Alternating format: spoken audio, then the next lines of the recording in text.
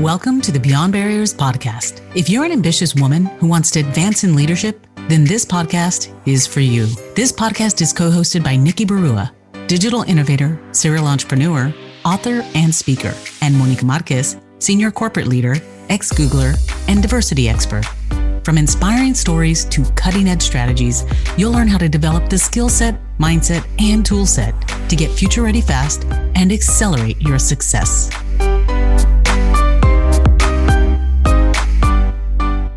Hi, I'm Monica Marquez, your host for today's episode. How do you learn the secrets of success? Who do you look to for guidance on becoming a better leader? Those are the intangible questions our guest Selena Rezvani wanted to answer, not just for herself, but for others. So she did the smart thing. She asked. In this episode, Selena shares insights on the lessons she learned from interviewing and asking insightful questions to over 50 top female C-suite leaders. She shares strategies on overcoming failures and setbacks, tapping into your motivation to help you move forward, and how to stand out as your authentic self. Selena Rezvani is a recognized leadership consultant, speaker, and author with a mission to help women carve out paths to leadership on their own terms. Selena is the author of 2 leadership books for professional women, Pushback, How Smart Women Ask and Stand Up for What They Want, and The Next Generation of Women Leaders. Selena also has several popular courses on LinkedIn Learning and has done a TEDx talk titled Interrupting Gender Bias Through Meeting Culture.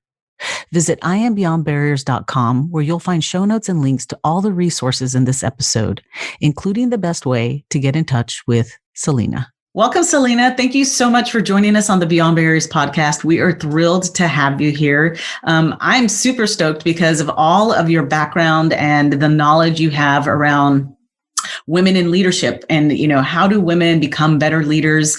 Your TED Talks, your, all of the works, the content that you put out there in writing.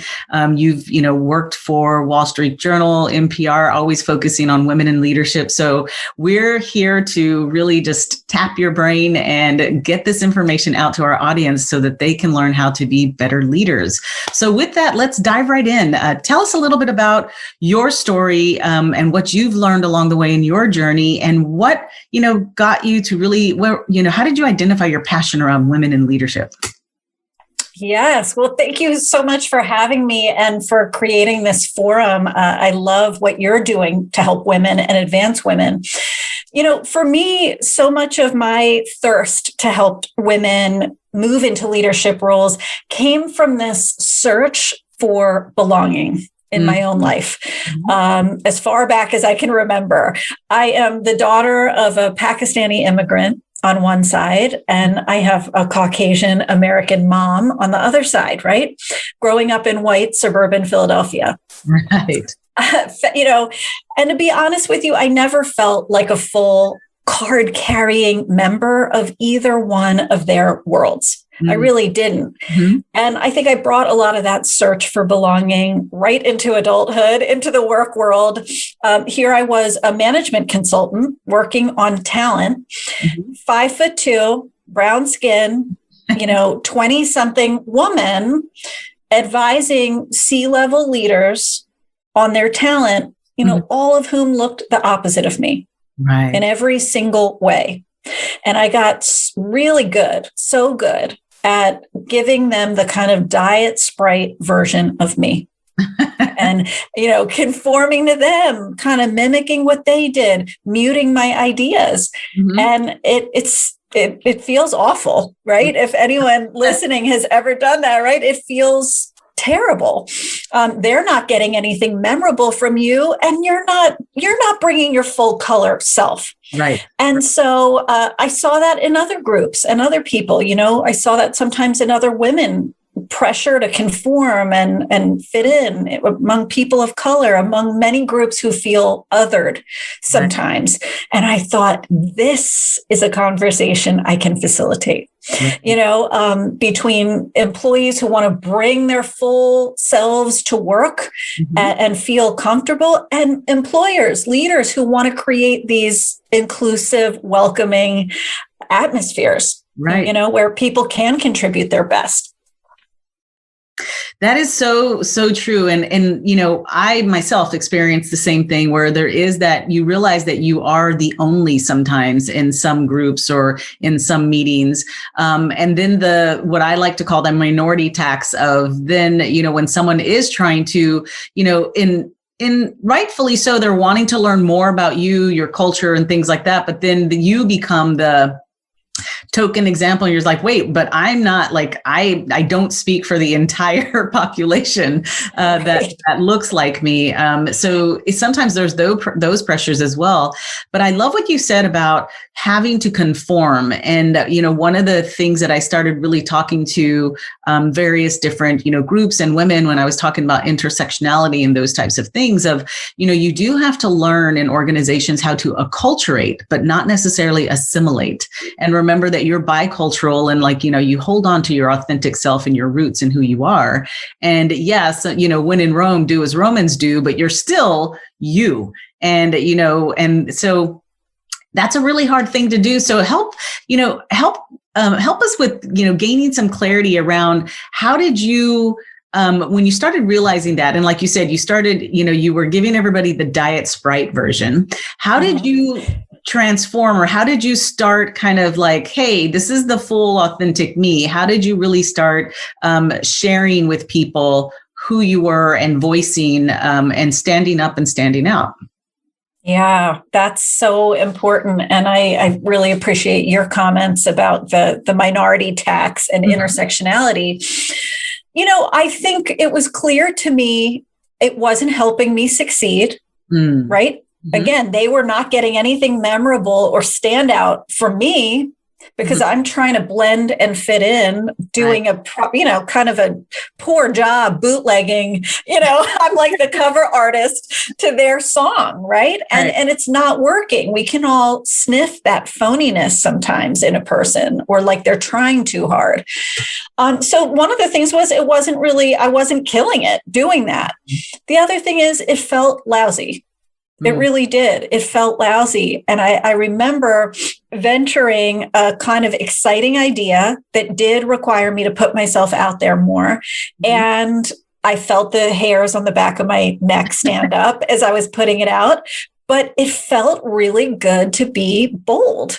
And stand out, to go out on a limb, knowing that limb could break, but that I can maneuver through this. And I think I started to gain a little more of that self-belief that if something goes wrong, if the branch breaks, like, you can fly, you can right yourself. Yes. You can right a situation that feels wrong. It's not the end of the world. And so I think a big one is, stop avoiding failure like it's fatal.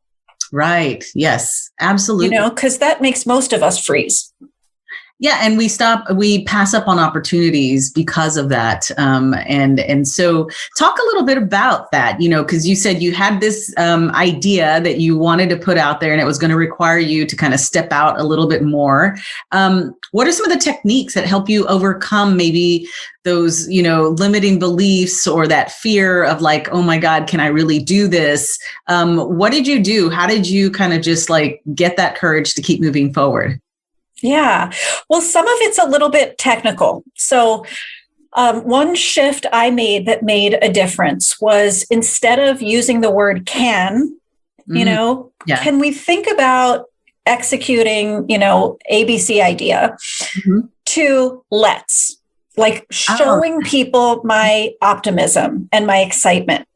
And there's something magical about that little word let's that creates cooperation, excitement, interest. And I think that was one verbal shift I started to make that felt more empowering to me and less like I was asking permission. Can we please look at X topic? Can we maybe consider doing Y? That didn't feel that good.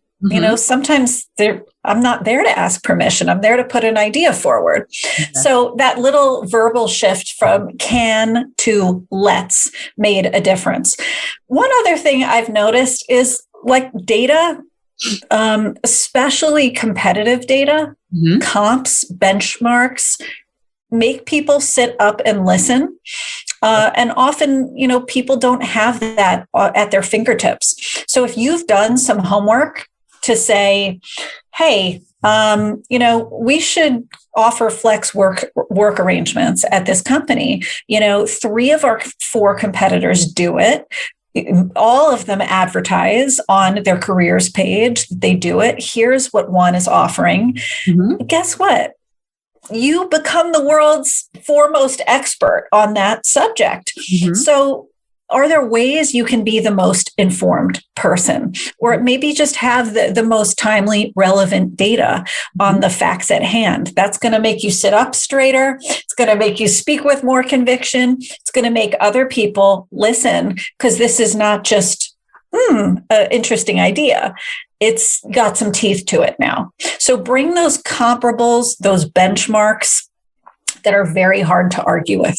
Yeah, I love that, because they are very tangible techniques. And I love the shifting or reframing the language from can to let's, because it's empowering. It's and it's like, let's do this. And you kind of are taking the charge and leading the charge. And it's amazing how, that tiny little word, those 3-letter words can, really empower you if you change it around. I love that one. I'm going to remember that one myself. Let's try it out today. I know. I think we should. That's fantastic. Now, tell me a little bit about one of the things we get from women all the time is, the discouragement they get with, okay, they get excited, they're going to move forward, they try to do these things, and then they have either a setback or a failure, and they kind of then lose the wind in their sails, per se. What have you done that really helps you continue to move forward, to kind of overcome those failures and setbacks, to keep pushing forward? I love that question. And it's especially meaningful to me because I have tried to avoid failing my entire life. I mean, truly, let me avoid rejection, face plants, embarrassment of any kind. And there's a big problem with that. And there's a flaw with that. Mm-hmm. Which is, I'm not that big on sports analogies, but the more you kind of sit in the dugout and watch the game, mm-hmm. Versus play it and get dirty mm-hmm. and try and practice and learn. Yes, you protect yourself, but you don't get a lot out of that. And I think I way overestimated in my own life, mm-hmm. How great and safe the dugout was. Right. And one of the things I encourage a lot of women to do is whenever you have a choice, play. Don't feel like you need to sit there and overstudy and over-observe, and I need 3 more years until I'm ready, and I need another degree before I can get in there. No, if you ever have a choice between action, trying, experimentation versus, wait, watch, get in there and try. Yes, it's going to lead to some fails mm-hmm. and some, falling on your face, frankly, but you are going to accelerate your success, your confidence, your self-belief.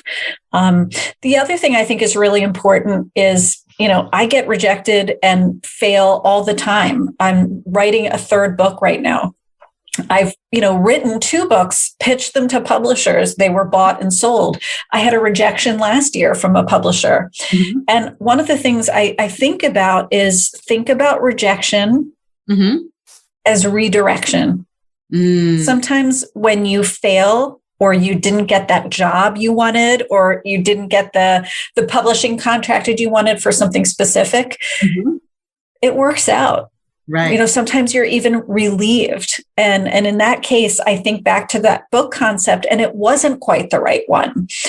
Getting that no helped me think a little harder about what really is meaningful to me. And I'm much more excited about my concept now. So I think see some of it as a closed door that didn't work out for a good reason. To take you to a better place. So sometimes that fail is just a redirection, I love that.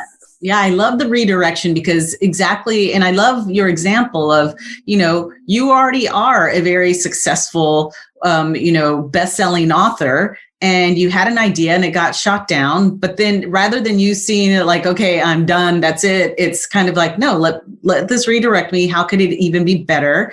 And keep moving forward. And now you have this amazing, book concept that you're moving forward to, which I think is fantastic. So it's the redirection of, how might I make this better then? And just, continuing to iterate.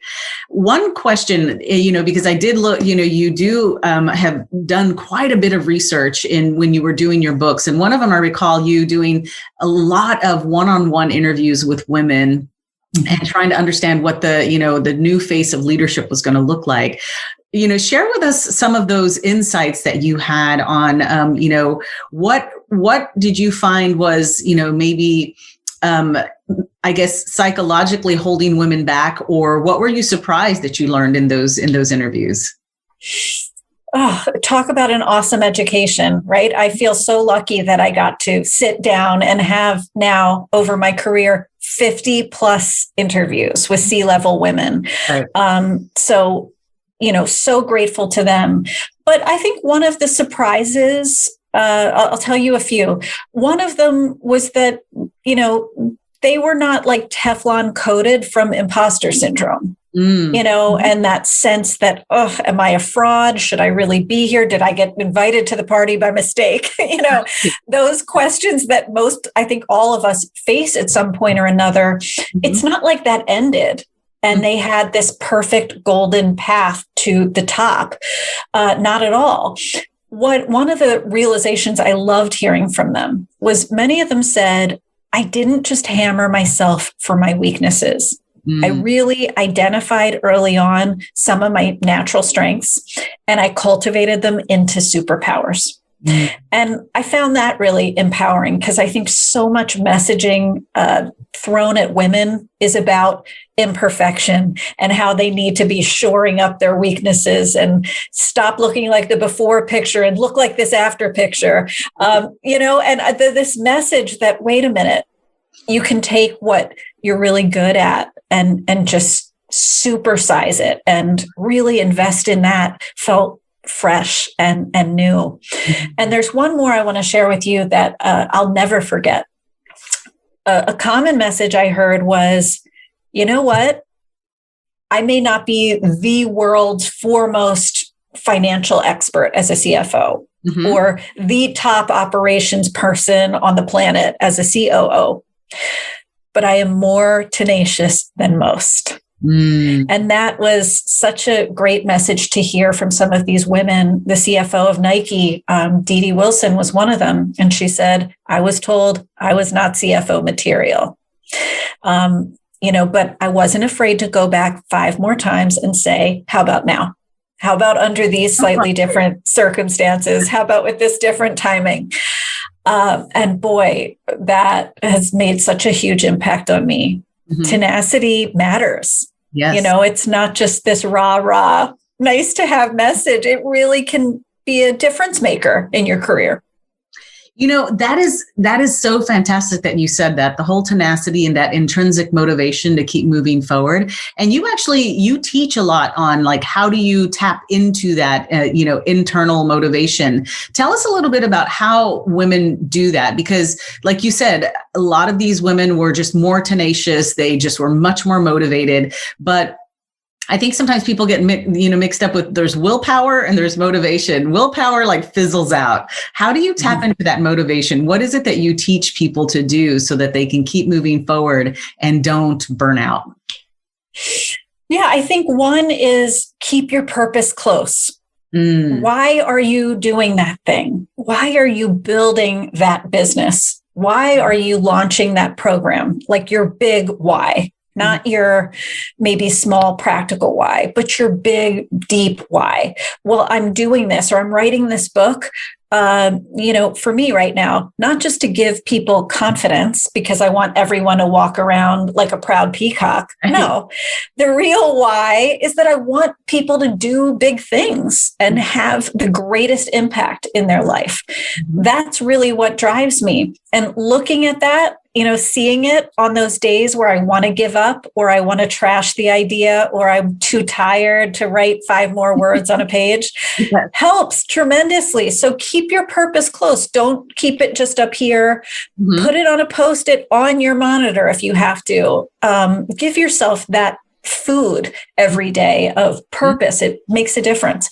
I think another thing is shrink the size of your goals. And I hope your listeners like that advice, right? Because it's doing less, not more. But it's true. I think, sometimes when we're frozen from a motivation perspective, we might be throwing too much at ourselves, So maybe you're wanting to start the big market research project. Maybe instead of that, it's develop the timeline for the project. Take something important and do one small thing that's going to contribute to it getting started and creating that momentum. Right. So, really important, but shrink the size of those goals. Last thing, celebrate your wins. Yes. Really, take the time to celebrate your wins. I find even in a networking call where I'm speaking to a friend like you, and I'm happy to see you and we're catching up. Hey, can I share a quick win with you? Yes. People generally want to hear that. So share these with your friends and your colleagues and your family members. It's going to give you that moment to relish it. That's fantastic. Yes. I mean, that's something that we teach all the time in the Beyond Barriers program, is that celebrate not just achievement, celebrate your progress. So like you said, I really loved how you said shrink your goals, because yes, you have that big North Star, big goal, but how do you break it down from that yearly thing to the quarterly, to the monthly, to the, weekly, to the daily thing? What's the one thing you're going to do today? And then when you get it done, celebrate that you got that one thing done, because it means that you're moving forward. And we tend to wait and celebrate that achievement a year later, right? But the whole grunt work all the way through, you didn't celebrate. So I love what you said of just reaching out to other people and celebrating each other, and, just having that little bit of energy that fuels you to, say, hey, I'm trekking along and I'm going to celebrate the progress. I love that. Absolutely love it. What if you could pinpoint the invisible ceilings limiting your success? Imagine having clarity on your strengths and barriers so you can take action and gain unstoppable momentum to advance as a future-ready leader. Well, that's exactly what the Beyond Barriers quiz will help you discover. You'll get your personalized score based on the 25 essential elements proven to accelerate success in the digital age, so you can understand what's holding you back and where to focus your efforts. The Beyond Barriers quiz is completely free and takes just a few minutes. Go to iambeyondbarriers.com/quiz and take the quiz today. Now, one thing that I've noticed, over the course of my years in coaching, mentoring women, is that, we have a strong sense of community, but we don't leverage that community the way that we should. Kind of, the men have this good old boys network, and, it's like who and they get things done, and they don't think twice about it. But women have this hesitancy where they don't want to ask for help or ask a friend or a colleague for help because they feel like it's selfish in some way. Can you share a little bit about how you've leveraged your community in the past and how it has helped you get ahead and kind of make it the new normal of like, hey, we should be lifting each other up and helping one another? Mm-hmm. I would say the first confession there is it hasn't been easy or natural for me. I think my first word my mom said when I was a baby was self. Like, I want to do it myself. And so I have a hard time asking for help. I think I always have. And yet I love community. I love teaming with other people. So there's something in me I need to sometimes push past to say, how can I get help? One thing I like to do is change it to input. So I have I spend a lot of time with my community on LinkedIn, right? I teach LinkedIn learning courses, but I also write a newsletter every week And there's like 19,000 people waiting for the next one, looking for a boost of confidence, who will tell me, what resonates in particular. And I think, maybe look at it as gathering input, testing your ideas with people. I think that's a way for your community to be there for you, where you're not always saying, hey, SOS, I need help, I'm in danger. And there's nothing wrong with that, by the way. We all need to do that sometimes. But maybe reframing for yourself. What are some other ways to engage with that community? I think one is I'm going to test some ideas and theories about what I think is meaningful by putting content out.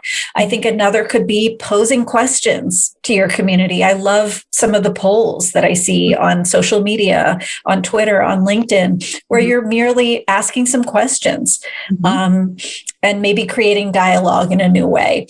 So look at the many ways you can engage that group, beyond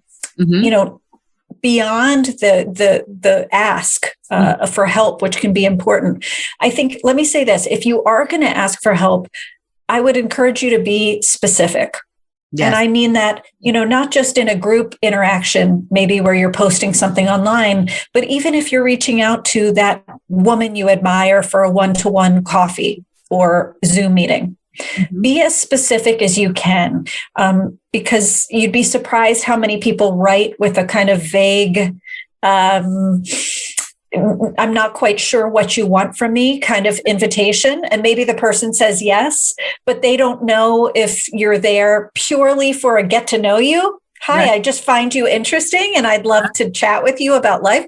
Or if you were there to talk pointedly about career and career experiences. So if you can, and I think you almost always can, be specific. I'd love 30 minutes with you to talk about how you negotiated a budget for X. I'd love 30 minutes with you to talk about what you've learned being a manager in the advertising industry. I'd love 30 minutes with you to ask some questions about how to, run a successful blog. If you can do that, you will get so much more out of that meeting. That's fantastic and really great advice of like knowing the ask, and, being able to then take that information, leverage that information. And I'd love to add that, I think it's also the closed loop communication too. After you get that information and you go apply it somewhere, letting them know like, hey, what you told me was super valuable. But I think that's fantastic of knowing the ask and being specific, because you're right. We can be very vague of, hey, I'd like, 30 minutes to get to know you. And it's kind of like, for them, it's kind of like, well, what's in it? What's in it for me? You may get the no if they're really, really busy, but if you give them something really specific, then they're like, hey, yeah, I can do this. I love that. And I think it definitely helps in getting the yes and getting to know those individuals.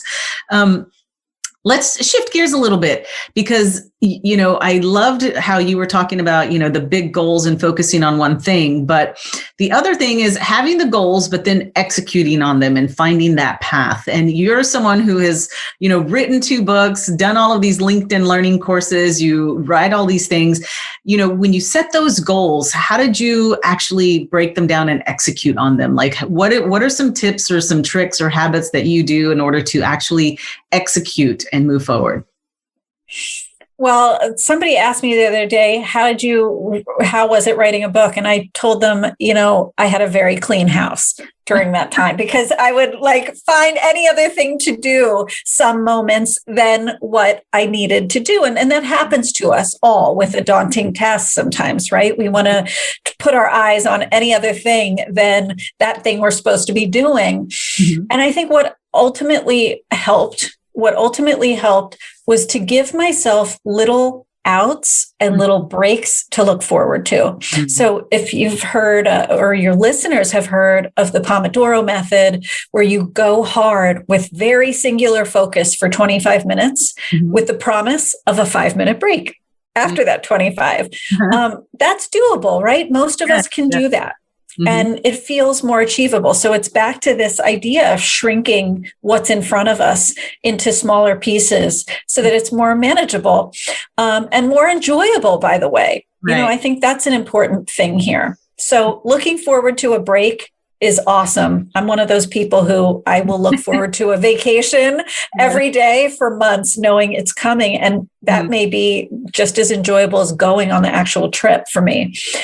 So how can you do that for yourself? Maybe it's getting up and getting a snack. I'm going to stretch and have a little walk around like the block during that time. I'm going to talk to a friend. What is that for you that'll excite you? And, I think another important piece of execution for me is I am very relational, and having an accountability buddy, as I call it, makes a difference. Sometimes that's somebody you've paid. In my case, maybe it's somebody who's expecting my book notes today at 5 p.m., right? Or it's a marketing person. I promised them enough content, that they were going to help put on social media. And I need to get them that Friday by noon. Enlist those people. There's something to that idea of why it works when we go to a personal trainer. We've paid them, we've made the investment. They're going to hold us accountable if we don't do it. And for me, that's very motivational. That's fantastic. Yes, the whole idea around accountability and having those accountability buddies to really kind of keep you on task. And you're right. I mean, we have to do that because otherwise we will find all other types of excuses and reasons to not do what we need to get done. So I love that. So in closing, I love to ask all of our podcast guests of, what are some parting words that you would love to leave with our audience around how they can continue to accelerate their success, especially in this environment that's constantly changing, given just the digital disruption, but you never know, a pandemic, all of those types of things. How do women stay on top of things and continue to accelerate and be successful? I would say tell your story as you go. Don't wait to tell your story. We need more women's stories in this world. And you are enough as you are. So many of us have 1,000,001 stories, but we don't necessarily think of them as special and worth telling. They are worth telling. They are worth telling. So really look at your own story. Think about your wins and your losses and your hardest moments, and some of your best breakthroughs, and start telling more of those stories. Start putting more content out in the world and sharing that with others. We need to hear it. So don't disqualify yourself. That is fantastic. And absolutely, visibility is everything. And like you said, if you're putting your head down and just working and not letting people see you and know who you are and what you're doing, then yes, you're going to get overlooked. So definitely stand up, stand out, share your story, and let the world see you. We need to see more of those stories. So thank you so much, Selena. I so appreciate your time. And I know that our audience is going to want to follow you, hear more of these amazing tidbits and lessons that you've shared. So what is the best way for our audience to stay connected with you and get more of your content? Yeah, well, I would love that. Please do reach out to me. My website is selenarezvani.com. So that's a great place to find me. I have a newsletter there. You can follow me on LinkedIn and Instagram and TikTok, where I've made a debut, which has been really fun to get to know TikTok. And reach out. I'd love to hear from you. My books are on Amazon, Pushback and the Next Generation of Women Leaders. Fantastic. Again, thank you so much. And we look forward to following you. Thank you. Thank you for listening to the Beyond Barriers podcast. There are thousands of podcasts out there, and we are so grateful that you've chosen to listen to ours. If you enjoyed the show, please leave us a rating and tell a friend about it. And subscribe to get new episodes every Monday, Wednesday, and Friday. Visit IamBeyondBarriers.com, where you'll find show notes, links, and the best way to connect with our guests. See you next episode.